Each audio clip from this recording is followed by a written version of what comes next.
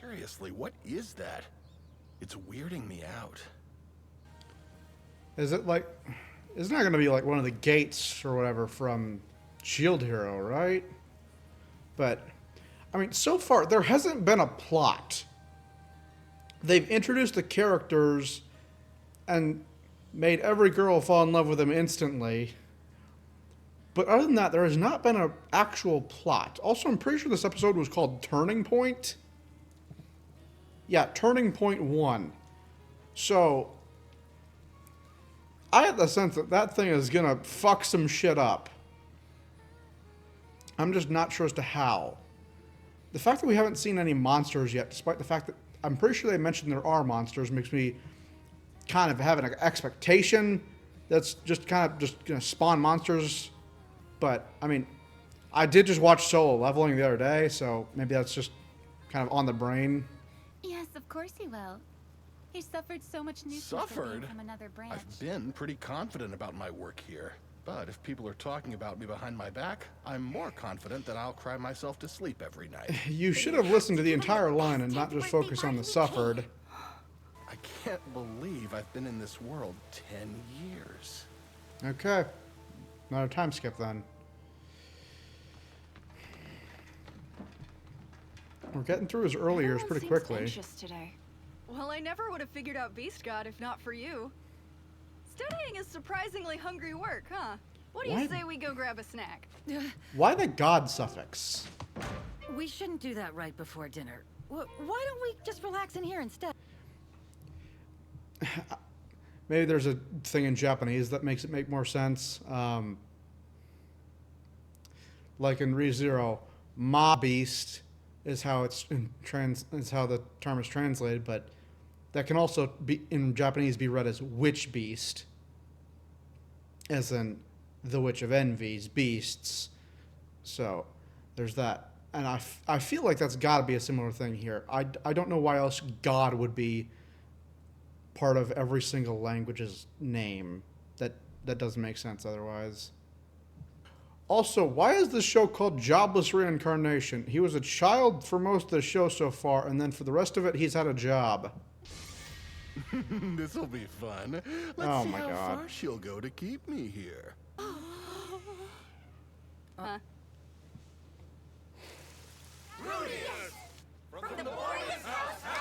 Okay, I'm glad we just moved on from that. I'll murder Philemon myself and put Rudius in charge! Father! You're trying to stop me! Gather the troops, you fools! Release me! Release me! I kind of want that to happen. I'm curious how it would I lead. was that good of an actor. I want to know what that would lead All to. of that for a moment. You better get excited because I've got a surprise for you today. I didn't think this was What Dr. kind of Stone. surprise? Don't tell me my family's here. Oh, well, we wrote to invite them, but I'm afraid the monsters have been acting up lately, so they couldn't make it. Or is that just Paul's excuse? It's all right, Rudius. We're your family now. I'm sorry. Is Rudius not good enough for you, darling? Rudius is only 10! His age is irrelevant, and it's time you learn to be a proper lady. What are you doing? Unhand me this instant. I must save that poor child. Does she just hate Paul? Or does she hate his family? Huh. That was an odd mood switch. I present Aqua Hartia. Looks pretty sick. To see that this thing cost a fortune. Thank you very much. This I is such assume an expensive gift. it's just a wand, but more effective at enhancing the mana. Let the party begin! My God, this cat's got the zoomies.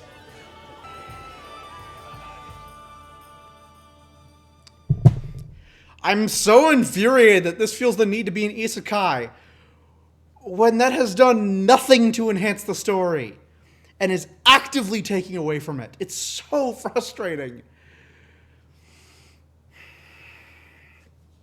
Rudius as a character, none of his traits justify it needing the isekai element. Another comparison to ReZero.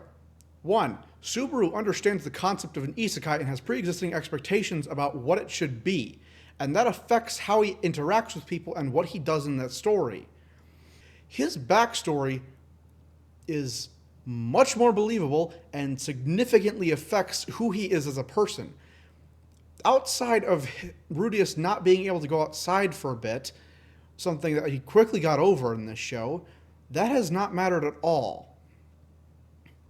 This isn't completely fair of me to judge yet, but so far, they have done nothing with his feelings about the other world. They have done nothing with that. That is a very common trope for isekai in general. They all suffer, many of them suffer from the concept of the main character wants to go back to his own world. Why? I don't know. Because that's the premise. And some of them, admittedly, don't have that and are trying to figure out how they got there in the first place, but then don't necessarily want to go back.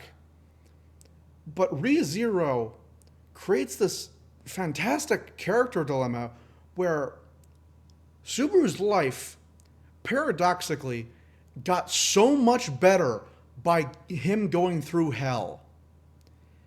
And all the people that he met in that world mean so much to him and have impacted him in such a way that him leaving those behind would destroy him. But his parents were absolutely phenomenal and loving people. And he misses them so much. And he realizes that he may never see them again. And they will never know what happened to him. And he has to accept one of these options. Either go back to his parents and live out a worse life knowing that they're happy he's back, or live out the life that's best for him. That's an incredible way to use the isekai formula. Because the fact of the matter is, nearly every single character who's ever been isekai'd was better off after they got isekai'd. Now, some of them, it took a while to get to that point, but even Naofumi, who went through hell initially, ended up getting a life that was so much better than what he had. Tanya, Ainz, and Aqua are probably the only ones who might have an argument to be made there. But Ainz, there's other stuff going on with his character that makes him interesting instead. Tanya is just an active psychopath who wants to make the life that's most convenient to him, her. And Aqua got forcibly dragged to the other world and doesn't have most of her powers. So she's just worse off, but that's because she was a bitch. So that's on her. But this is another instance of, why did he get reincarnated? Why doesn't he care about getting reincarnated? What are his thoughts on his original life in the old world? Does he want to go back? Does he care about anything there enough to want to go back? Does he like this life more? Is this a better life for him? If given the choice, would he reincarnate back to his original world or stay here? They don't utilize the fact that this is an isekai in any way. So I have to wonder why they bothered. And frankly, I'm going to go out on a limb and say it is solely because they are popular. Fantasy anime aren't the most popular, honestly. Now, there's kind of multiple levels of fantasy, like Fullmetal Alchemist is technically a fantasy. You don't really think of it as a fantasy, though. Frieren is that traditional fantasy. That type of fantasy is not very common without the isekai element. And that kind of started around the time this started, in terms of the novels, not the show. The show is very modern for an isekai. But yeah, I feel like I've gotten my point across, and I feel like I've said this point like at least 6 times by now. So let's continue. Why is this called Turning Eris Point? actually has 2 brothers, one older and one younger. Boreas men are raised by the family head. I lost the succession dispute, so my sons were adopted. That's our branch's tradition. Her children were taken from her against her will. And now she That's why sees she someone hated else me. who had a son. Her Yeah. sons aren't allowed in her home, but this outsider can parade Yeah. around like he owns the place. But if she had a chance to get a son instead, then, and keep him this time, yeah. Fair enough. That's shitty tradition. It's a very Fate tradition. That's very similar to Fate. I'll handle the coup. If it helps seal the deal, Huh. I'll throw her in your bed with her hands tied tonight. Jesus. Aren't you her dad? Are you okay? Did her father actually I send was her in afraid you'd here? get lonely, so I decided to sleep here for tonight. Philip put her up to this, Yeah. but it is nice to see her this way. Isn't she 12? Why are you showing her tits? How can I resist the opportunity to... But I might try something Okay. dirty if you stay here. That was his imagination. And Got it. you can do that. Yeah, the appropriate reaction. How can I refuse that offer? Very easily. Okay, no longer his imagination. Does that mean she's giving me the green light? At least the music isn't She is romantic right. about it. Yeah, hearing his adult voice while he gropes a 12-year-old. Thank you. Good. That was really uncomfortable. What the hell is wrong with me? Yeah. Completely forgot myself. 5 years. In 5 years, we'll both be proper grown-ups, and then maybe we can. So, until then, control yourself. Yes, ma'am! Good. Well then, I'm gonna go back to bed now. Good night, sweet dreams, and... Hooray for grooming.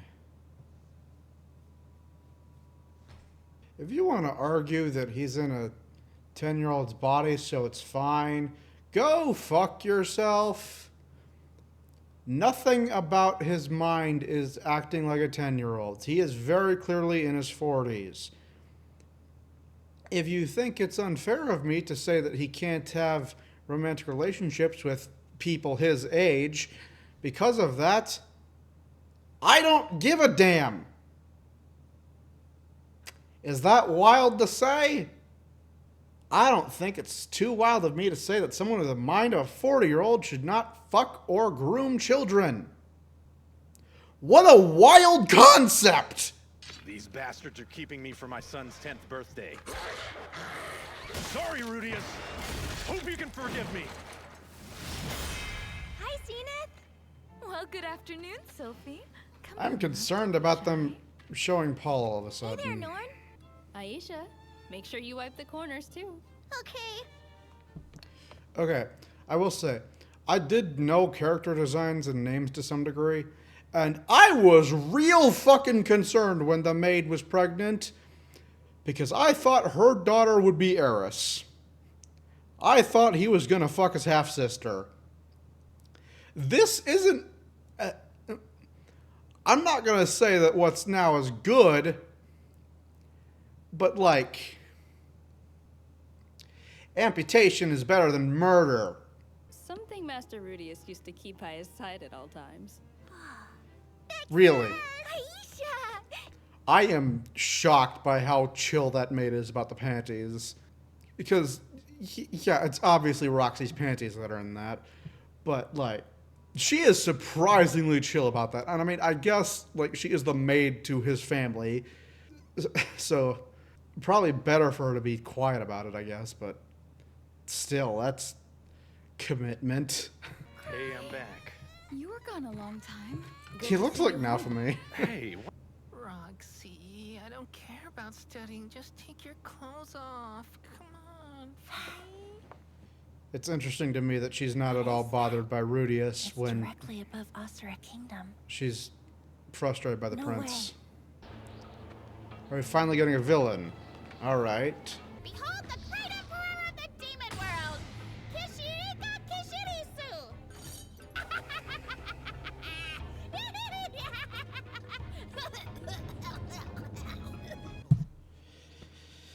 I hope that voice actor got paid a lot to voice a character that looks like that. You ever wonder if voice actors are proud of roles like that? Like, I already wonder that for the voice actors that somehow get roles in hentai, which I don't even know why hentai animation exists to begin with, but I often wonder if those people have any sense of pride in their work. But then I see an outfit like that, and I realize that question expands far beyond hentai. Okay. What was that? Is she about to die? I can figure this out. from the top. First, the sky No, you changed. can't. Then a weirdo in a mask showed up. Yeah, saying he there's was not sent enough by a info. centuries-old legendary hero. Rudius! Come on!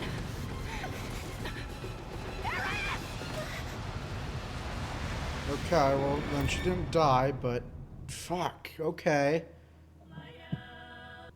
Huh. I was real worried about the warrior there for a minute. With the whole mentor element to her character, you can't really blame me for being concerned. But if they got sucked into that laser too, then she's gonna be fine.